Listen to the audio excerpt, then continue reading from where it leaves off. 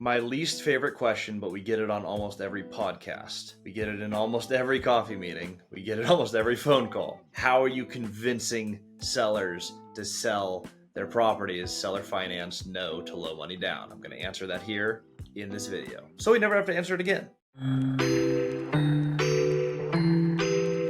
Hey guys, welcome back to the channel.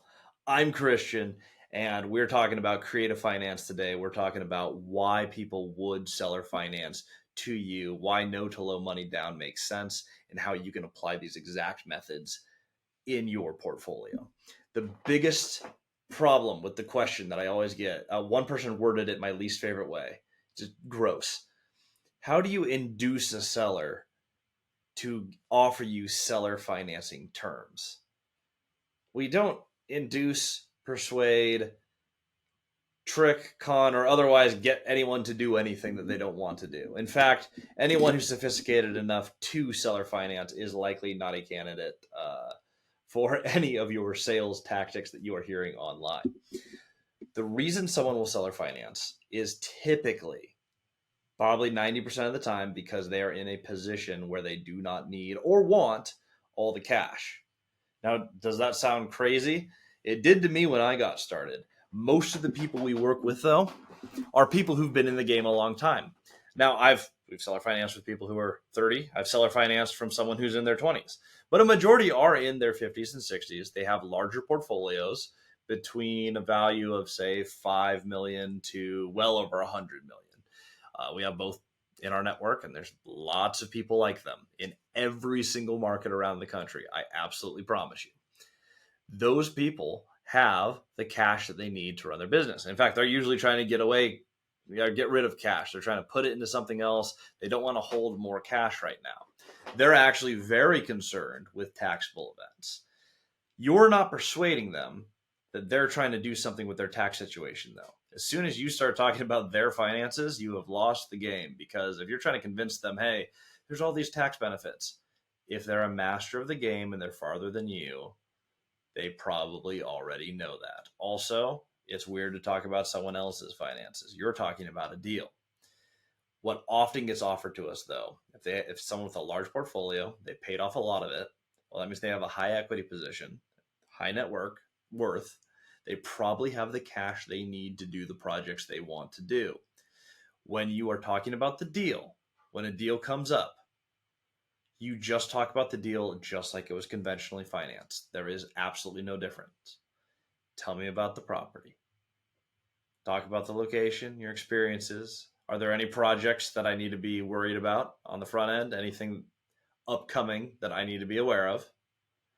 And what financials do we have? Go at it like a deal. Just talk about it. You're not worried about the financing or where the money's coming from, because there's no deal yet. And the order is always DDE, deal, then debt, then equity. So you get in a conversation with a owner of a piece of property. It's not a seller yet. It's an owner. You build a relationship. They propose a transaction. You talk about that transaction. Cody and I did this week 2 times. We're going under contract, I believe, Monday or Tuesday this week for a 2017 build.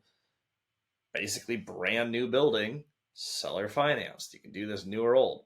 But when we talk to these owners, we sit down, they go, okay, I am ready to sell this building. In fact, I'm ready to sell everything. I'm out of the game. I'm done with real estate, going on vacation. I'm out. Congratulations. When you hit these conversations, he left it for us as, tell me a story. What are we going to do with this? We go, okay, well, project over there sold for this much. How do you like this for price? Love it. Does this look like all your other buildings on the street? Yes, it does. Awesome. Been inside the building. I know what it is I'm buying. I want it. Usual 6% interest. That works. All right, let's do this. What do you want for a down payment? 10% down. Perfect. Deal negotiated. Done. We will close that.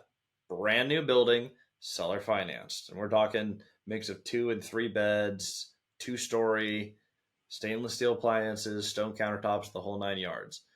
You can find these deals absolutely everywhere, because there's owners in every market who have been playing the game for a while.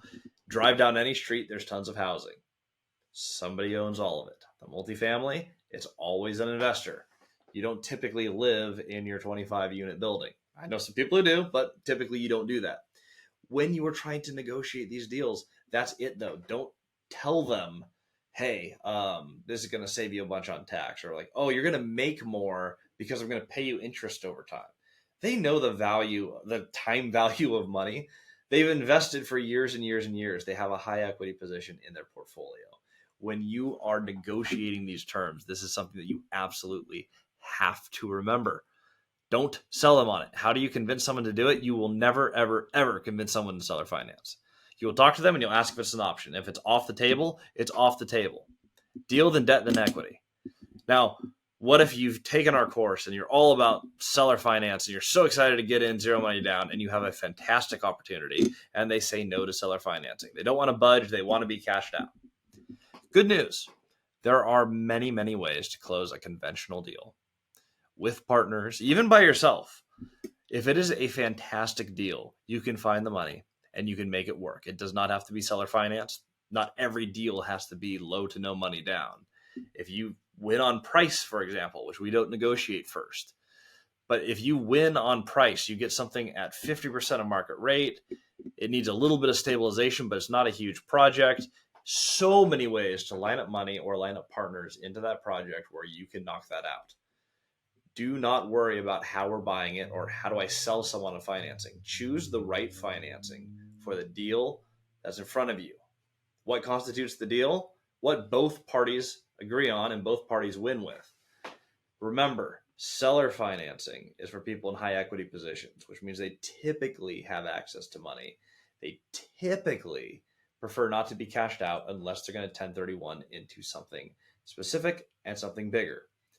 Those are pretty much your options when you have a larger portfolio and you're set on cash. You do not want to be taxed.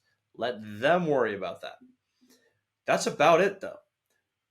Do not ever convince anyone to do anything. They're not sellers. They're owners. When it comes to a financing package, know how to negotiate seller financing, but go after the deal just as it is, as it's presented, and figure it out. Cody and I are looking at doing one of our first ever conventional purchases as we speak because it's right next to the building we like and the deal is going to cash flow day one. Now we worry about, okay, well, how do we qualify for this one conventionally? What hoops do we have to jump through? We're going to find those to line up to an awesome deal. Again, deal, then debt, then equity. I hope this was helpful, and I hope it's the last time I have to answer this question because it grosses me out. We're not gross salespeople trying to pull a deal out of the market. Find the opportunities, find a win for you, a win for your investors, and a win for the seller. And when you can hit everything in alignment, your deal will come together, you will close, the money will appear. I absolutely guarantee it. We've never seen that fail.